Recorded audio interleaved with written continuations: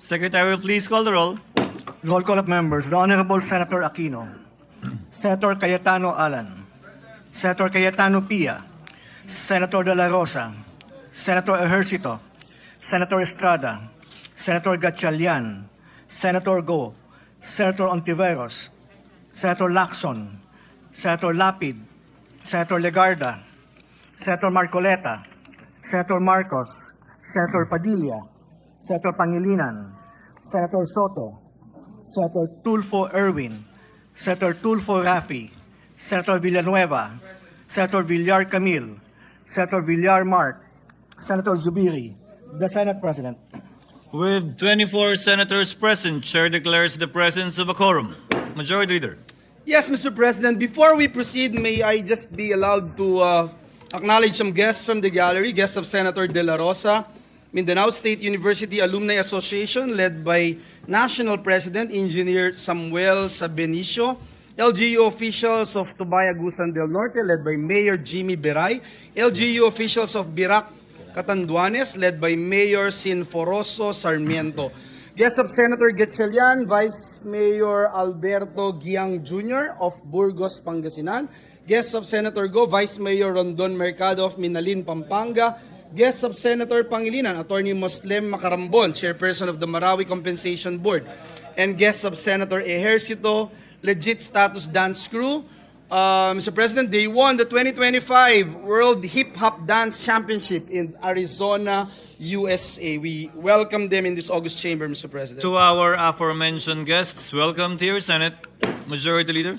Mr. President, the distinguished gentleman from Bukidnon, Senator Migz Zubiri, is seeking the floor. I move that he be recognized, Mr. President. The Honorable Migz Zubiri is recognized. You may proceed, sir. Thank you very much, Mr. President. Mr. President, I would like to move to declare the position of the Senate President as vacant, Mr. President. Is there any objection? Hearing none, the motion is approved. Chair will suspend session and ask Senator Jinggoy Estrada to kindly ascend the rostrum and preside over the session. Senate session is suspended. President, at this juncture, may I now move that we proceed with the election of the President of the Senate and recognize the distinguished gentleman from Bukidnon, Senator Zubiri, for his nomination. So move, Mr. President. An objection? There being none, motion is approved. Maraming salamat, Mr. President. Mr. President, I have the honor of nominating Senator Vicente C. Sotto III as Senate President. We already know him to be a leader of great integrity, as exemplified by his time as Vice Mayor of Quezon City, as Senate Majority Leader, as Senate Minority Leader, and of course, as Senate President. Having had the honor of working alongside him as his Majority Leader during the 17th and 18th Congress, I witnessed firsthand his peerless leadership and work ethic, and I can say with conviction that he has been nothing short of a reliable and trustworthy leader. As Senate President, he always led with fairness and transparency, and he led with an open ear and a decisive hand, ensuring unity and stability in the Senate at all times. Most importantly, he was a traditionalist in the very best sense of the word, consistently upholding the rules and traditions that protected the integrity of the Senate as the nation's last bastion of democracy. With Senator Soto as Senate President, the Senate is in good hands. Maraming salamat po, Your Honors. Thank you, Senator Zubiri, Majority Leader. Yes, Mr. President, there are no other nominations. Mr. President, I therefore move that we close the period of nomination. So move, Mr. Any President. objection? There being none, the motion is hereby approved. Mr. President, Senator Legarda is also seeking the floor. I move that she be recognized, Mr. President. Senator Legarda is hereby recognized.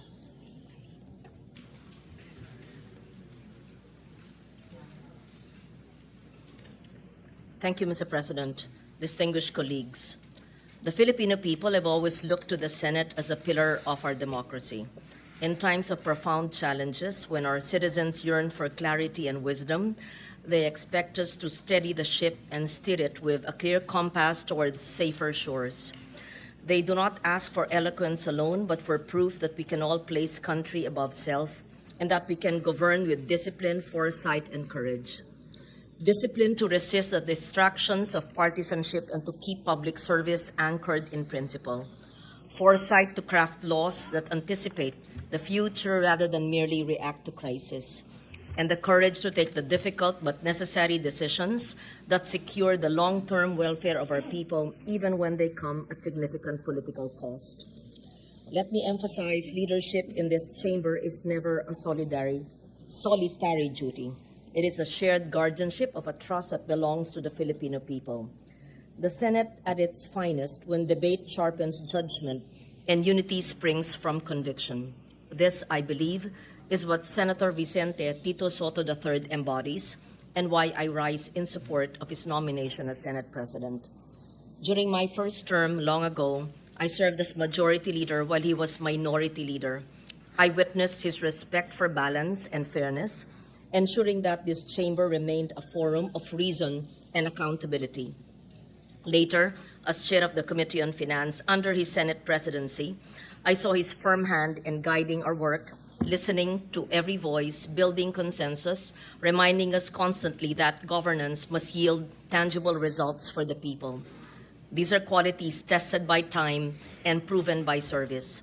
Senator Tito Sotto commands respect through fairness, humility, and his ability to unite diverse voices. For these reasons, I second the nomination of Senator Vicente Sotto III as Senate President. Thank you, Senator Legarda. Mr. President, move for the previous motion, there being no other nomination. So move, Mr. President. It has been moved by the Majority Leader and seconded by Senator Lauren Legarda that the nomination be closed. Is there any objection?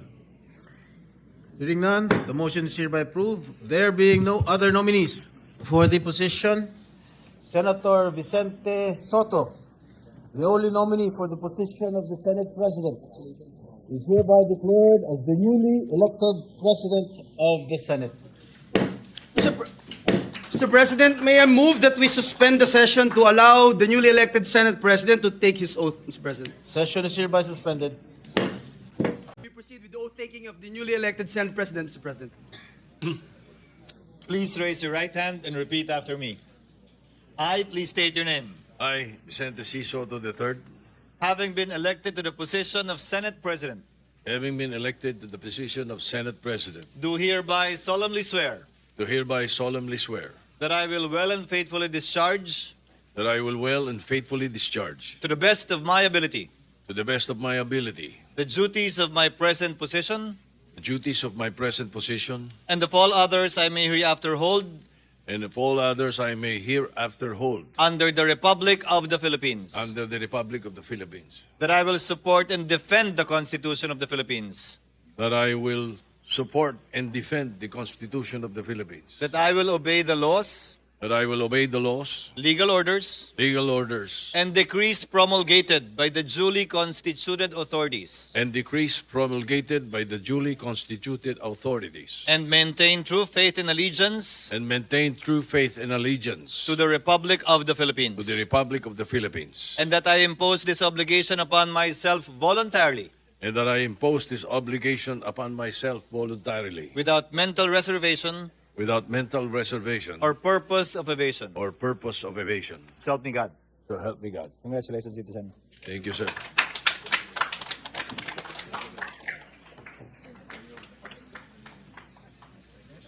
May I ask for a minute suspension, Mr. President. Session is suspended.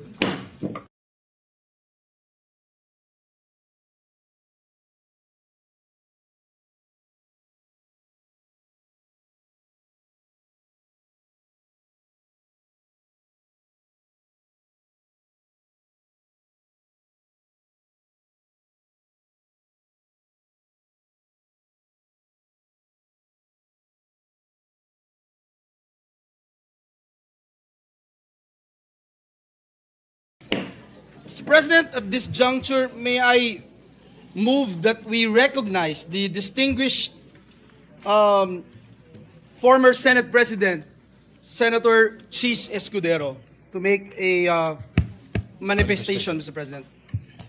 The former Senate President, Senator Chiz Escudero, is hereby recognized for a manifestation. Thank you, Majority Leader. Thank you, Mr. Senate President. Nais ko lamang po magbigay ng maikling manifestasyon. Nais ko pong magpasalamat sa mga kapwa ko miyembro ng Senado na nagbigay po ng tiwala sa akin sa 19th at saka 20th Congress. Nais ko din po magpasalamat sa mga opisyal at kawani ng Senado. Karangalan ko po na pagsilbihan kayo at manilbihan kasama kayo nitong nagdaang taon. I serve at the pleasure, Mr. President, of the majority and understand and respect the decision of the majority of my colleagues.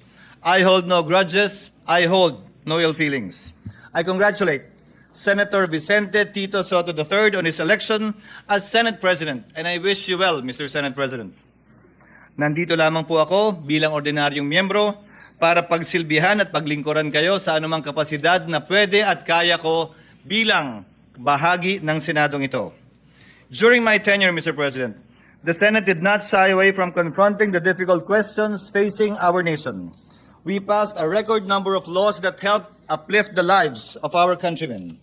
We conducted hearings that unearthed corruption on a scale rarely seen before. And in doing so, we remind the public that accountability is not a mere empty rhetoric, but a duty that we must uphold. Maski na paano, sa ilalim po ng aking panunungkulan at sa pangunguna ni Congressman Rodante Marcoleta, may ilang bagay po tayong nakamit at nagawa. Nakapagsalita na ng bombo kaninang umaga si Congressman Toby Chanco at nabanggit lahat ng nais niyang sabihin hindi nasabi sa kabilang kamara. Nasabi na rin po, Ginoong Pangulo, ang the name that cannot be mentioned, ang pangalan ni Speaker Martin Romualdez at Congressman Zaldico sa pamamagitan ng paghihiring kanina pong hapon. And as a final act earlier, Mr. President, I signed upon the request of Congressman Marcoleta the contempt order of Assistant District Engineer Bryce Hernandez, putting him under detention already here in the Senate. Mr. President, I am proud of what the Senate has accomplished together, and I trust that the spirit of transparency and courage that have been displayed by this chamber will be sustained. Sana po, mapagpatuloy natin to. Let justice and the rule of law be done and followed, though the heavens may fall. Thank you again, Mr. President, and please accept once again my warmest congratulations. Congratulations, Mr. Senate President. Thank you very much, and we thank the distinguished former Senate President, Senador Chiz Escudero, for his magnanimity and the work that he is, the service that he has given the Senate and the Filipino people. Thank you, Mr. Senator.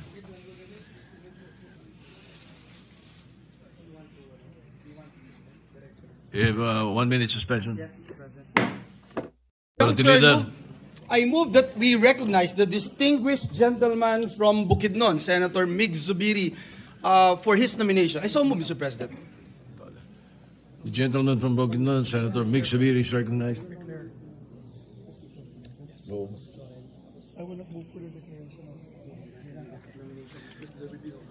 Mr. President, if there be no objection of our distinguished colleagues, I move to honor and nominate, it is my honor rather, to nominate Senator Panfilo Lacson as the Senate President pro tempore.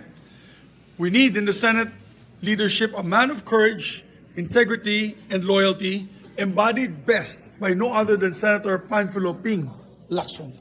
Throughout his celebrated career as police officer and as lawmaker, Senator Ping has been consistent in his pursuit of truth, fairness, and accountability in public service. He has married his background as Chief of the Philippine National Police with his lawmaking duties, ensuring that our public offices are always held accountable for and to the people. And if you want to know more about him, you can watch his movie, 10,000 Hours. As Senate President pro tempore, Mr. President, we trust that he will be instrumental in upholding the integrity of the Senate and fostering a stronger environment of trust in all our public institutions. This is why I give my wholehearted support to Senator Ping Lacson as Senate President pro tempore. Maraming salamat po, Mr. President. Thank you, Senator Zubiri. Mr. President, there being no other nomination, I move to close the period. The Deputy Minority Leader, Senator Risa Hontiveros, is seeking the floor. I move that she be recognized, Mr. President. Senator Risa Hontiveros is recognized. Salamat po, Mr. President.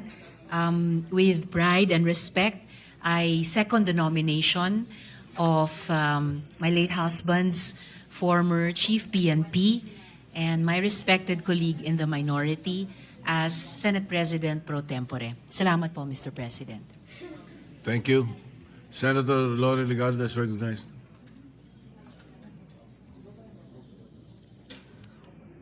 Mr. President, distinguished colleagues, ang tama ay ipaglaban, ang mali ay labanan. These words capture the essence of Senator Panfilo Ping Lacson's public service. They are not mere slogans, but a creed he has lived by in more than 50 years of public service as a police officer, humanitarian, and legislator. On just the 12th session day of this Congress, while many committees were still preparing to organize, Senator Lacson had already pieced together a puzzle long hidden from the public eye. True to his role as the watchdog of the national budget, he examined budget allocations line by line and deployed his team to the ground. This is the work of Senator Lacson, to let truth speak through evidence and prove that integrity is not negotiable. His diligence does not rest on rhetoric, but on facts that cannot be silenced, on unrelenting investigation, and on a discipline that few can match. Time and again, he has shown that his purpose is singular, to confront corruption head-on, to ensure that the Filipino people receive nothing less than clean and honest governance. No one dares question his commitment to his standard, for if there is one word that defines Senator Ping Lacson, it is incorruptible, a proof that one man's integrity and principle can raise the standard for us all. For these reasons, I second the nomination of Senator Panfilo Ping Lacson as Senate President pro tempore. Thank you. Thank you, Senator Legarda. The Majority Mr. Leader. President, move for the previous motion that we close the period of nomination, Mr. President. Any objection? Chair hears none. The period of nomination is closed. Thank you, Mr. President. We congratulate our dear colleague, Senator Panfilo Lacson, as our newly elected Senate President pro tempore. With that, Senator Pampilo Lacson is hereby elected President pro tem of the Senate. Thank you, Mr. President. Mr. President, may we recognize the distinguished lady from Antique, Senator Lauren Legarda, for her nomination. Senator Lauren Legarda is recognized.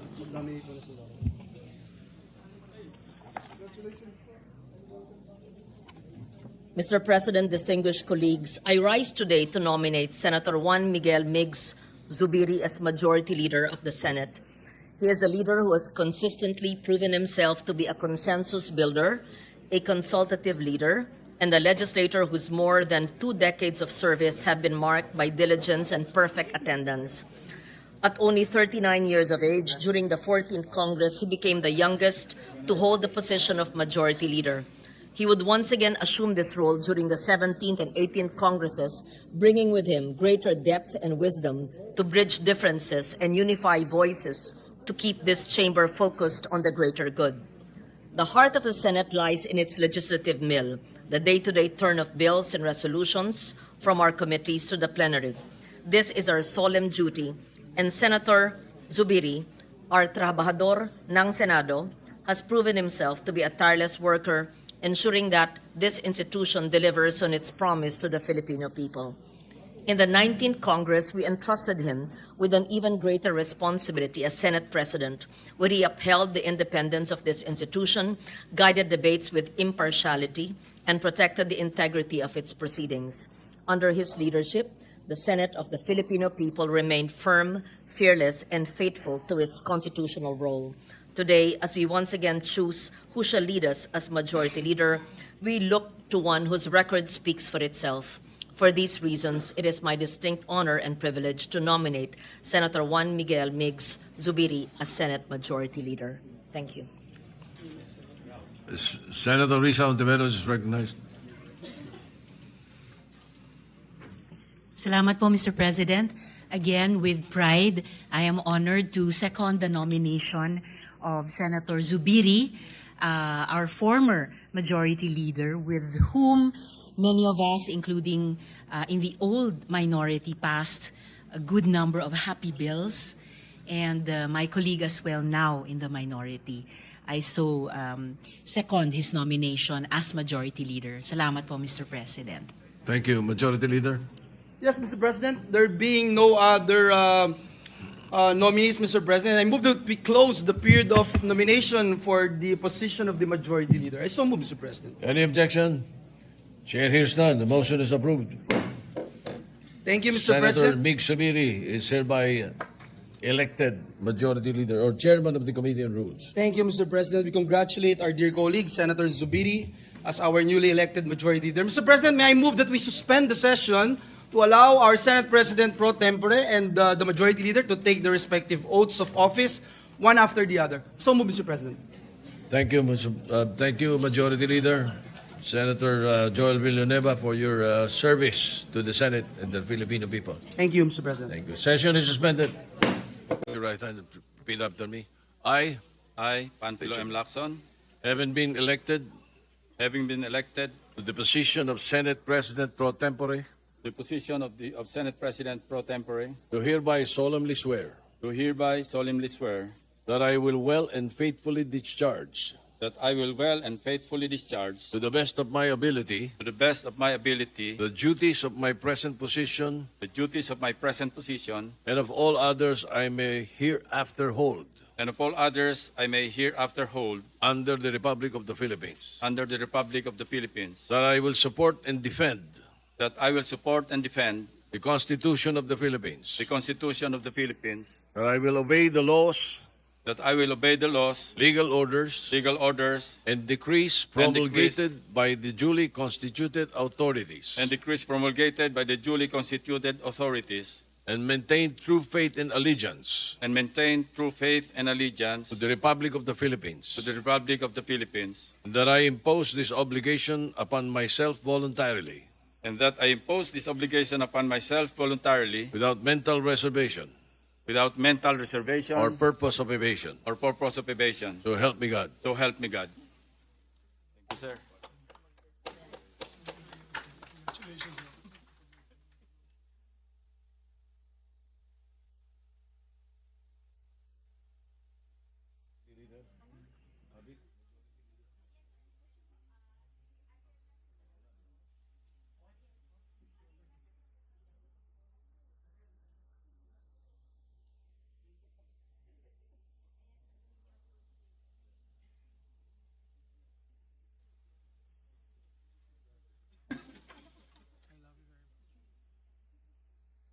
Please raise your right hand and repeat after me.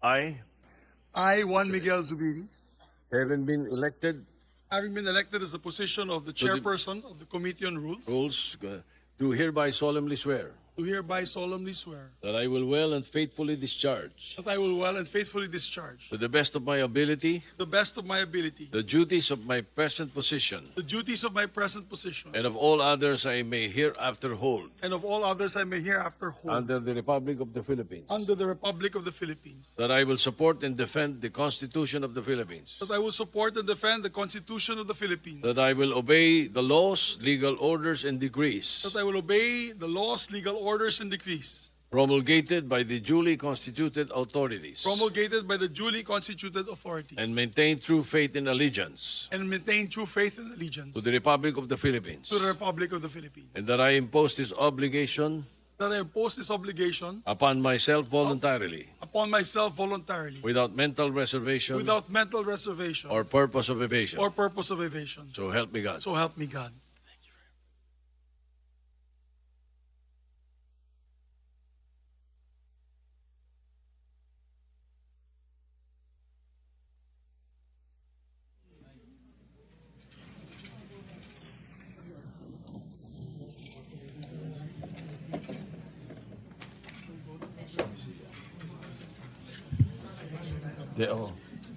Bababa. May we request the President pro temp to ascend to the rostrum, please.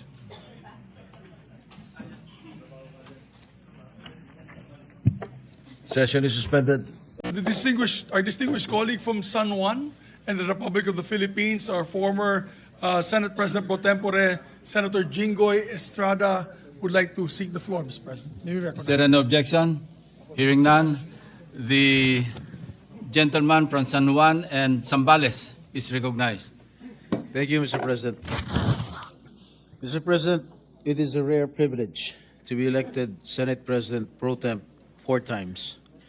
This reflects the trust and confidence my colleagues have bestowed upon me as the second highest ranking official of this august chamber. As I step down from my role as Senate President pro tempore, I do so with a heart full of gratitude. And let me take this opportunity to thank you, my dear colleagues, for electing me not once, but twice, the 19th Congress and again in the present 20th Congress. Serving in this capacity has been one of the greatest honors of my public life, and I am deeply humbled by the opportunity to have worked alongside each of you in advancing the interests of our people. It is likewise an honor to serve under the leadership of Senator Francis Escudero. I have deep respect and great admiration for this person, whom I have had the privilege of working with in previous Congresses. I have seen up close his keen intellect, calm demeanor, and unwavering dedication to public service. He is a man of few words, but when he speaks, his words carry weight, grounded in solid legal reasoning, measured thought, and clear principles.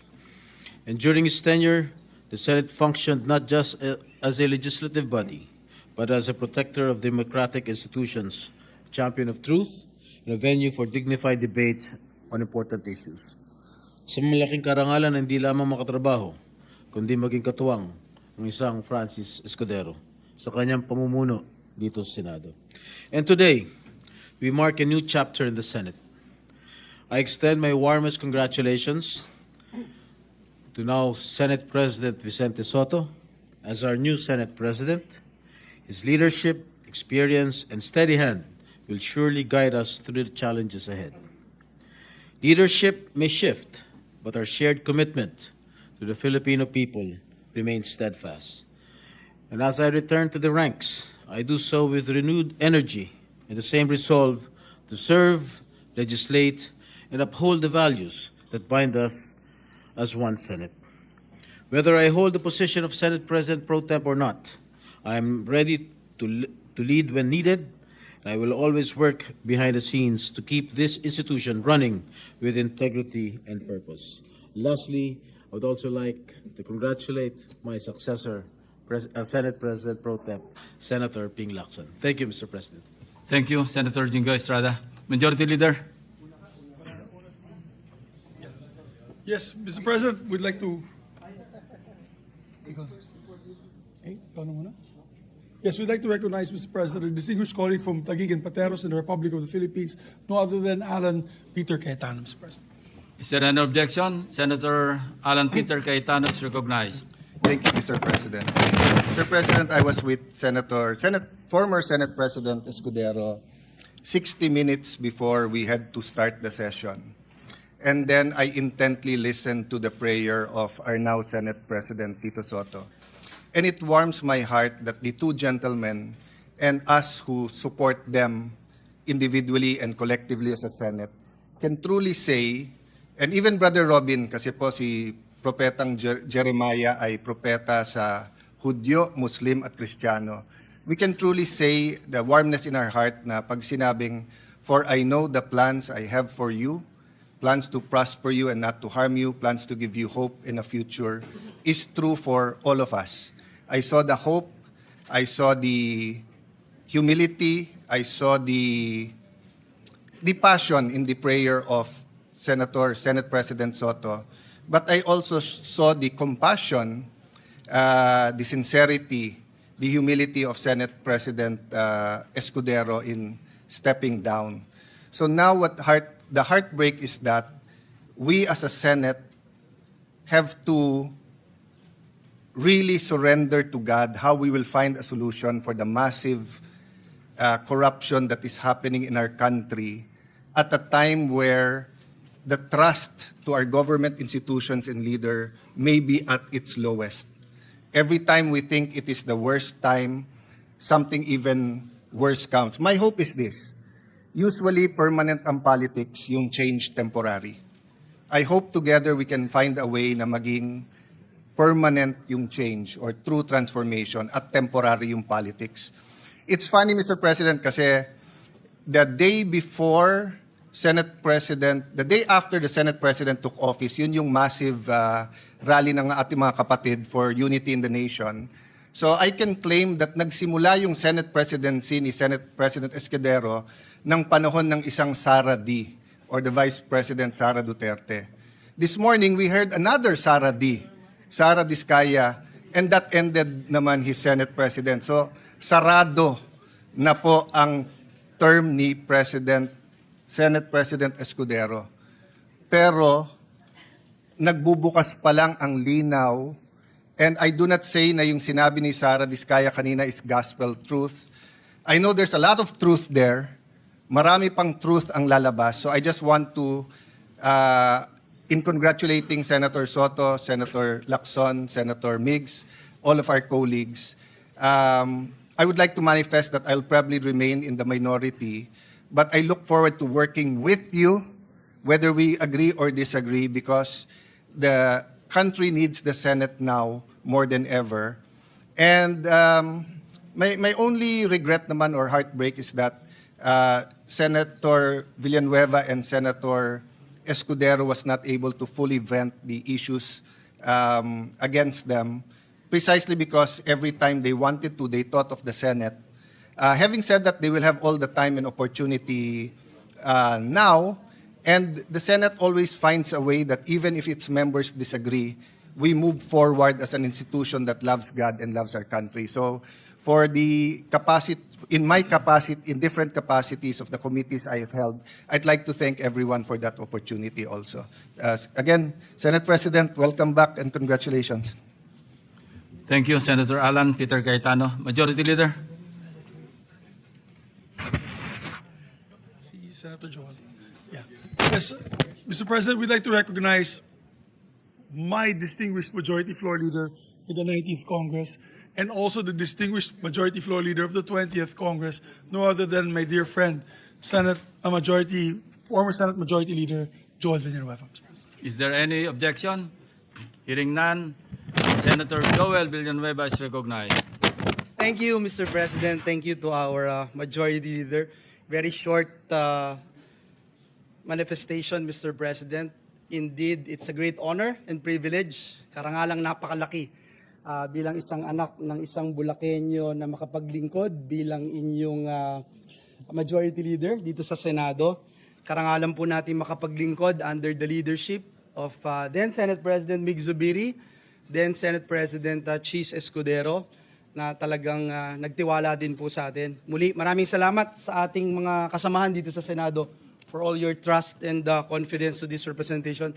Lagi pong napakalaking karangalan yung mabigyan ng posisyon, lalo na sa liderato ng Senado, na paglingkuran ang ating Diyos at ang ating bayan, at lalong-lalo na po ang mahal na mahal nating institusyon. Kanina po kasama po ako with Your Honor, the presiding officer and Senate President and the Majority Leader doon sa meeting natin kanina for this very smooth transition. At isa lamang po yung ating napagkasunduan, lahat po tayo may isang common denominator.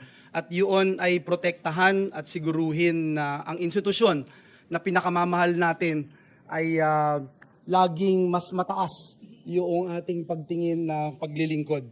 Kaya sabi po nung Romans 8:28, all things work together for good for those who love the Lord. At sinasalamin po yan ng mga kasamahan natin dito sa bulwagan ito. At nais kong magwakas by saying, Mr. President, that I am also now available to be part of the opposition, the minority, and that yung kagaya ng binanggit ni Senator Alan Peter Cayetano, na tayo po bilang mga lingkod bayan, nais nating makipagtulungan kahit kanino man, kung ito po ay sa direksyon na pagbibigay linaw, pagbibigay tamang direksyon sa ating mga institusyon, sa ating mga government agencies, higit sa lahat in promoting truth, justice, and righteousness. Sabi po dun sa Philippians 3:14, we continue to press on toward the goal to win the prize of what God has prepared for all of us. Kaya muli, congratulations sa ating Senate President Tito Sotto sa bagong liderato ng Senado. Kami po'y magiging katuwang ninyo sa paglilingkod sa ating Diyos at sa bayan. At gaya nung huling sinabi ko nung natapos po yung aking pagiging majority leader, sinabi ko po, the greater cause outweighs my personal interest. Maraming salamat. Mabuhay po kayo. Thank you, Senator Villanueva. Majority Leader. Thank you very much, Mr. President. And I'd like to put on record, we'd like to thank the magnanimity of the Majority Floor Leader, Senator Joel Villanueva, and the Senate President for a smooth transition in today's proceedings. We thank them, sir. And we thank you for your service, sir. Mr. President, I'd like to recognize now the acceptance speech of our Honorable Senate President, no other than Vicente C. Sotto III. Mr. President, I move to recognize. Is there any objection? Hearing none, the Senate President, Vicente Sotto III, is recognized. Thank you, Mr. President. Philippians chapter 2, verses 3 to 4, quotes, "Do nothing out of selfish ambition or vain conceit. Rather, in humility, value others above yourselves, not looking to your own interests, but each of you to the interests of the others." End of quote.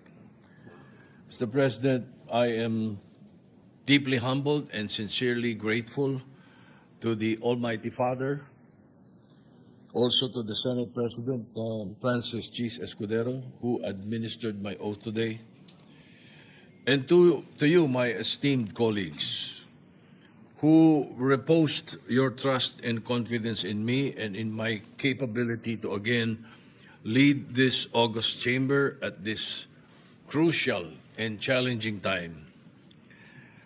Our people are enraged of corruption that is now seen, heard, and felt by the Filipinos more than ever.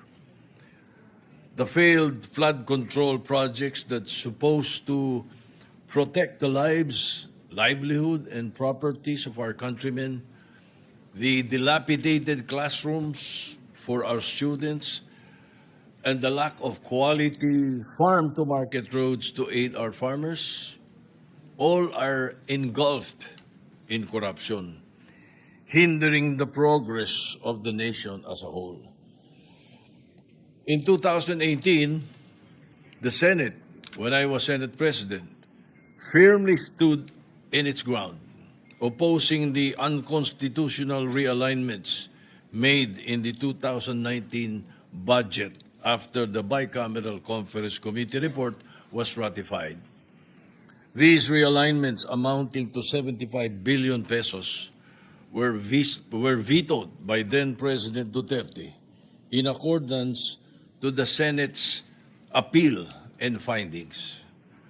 Also, the funding of the free tertiary education, which triggered the law of Senator Aquino and the others, is the result of the strict scrutiny of the budget by Senator Pampilo Lacson, where he found some floating budget amounting to 8.3 billion pesos in 2017. Mr. President, corruption is now perceived by our people to be in the whole of government. But with the political will of those in position and together with the vigilance and clamor from the public, we can fight this and bring transparency and true accountability that our nation deserves. You have gifted me with the honor of being your Senate President the second time around. To reiterate my statement from my previous election, I did not become your superior. I am simply a presider of your session. I am your listener, your advisor, if you so desire, your enabler for anything within my power to do so. I am primus inter pares, or first among equals, but among equals.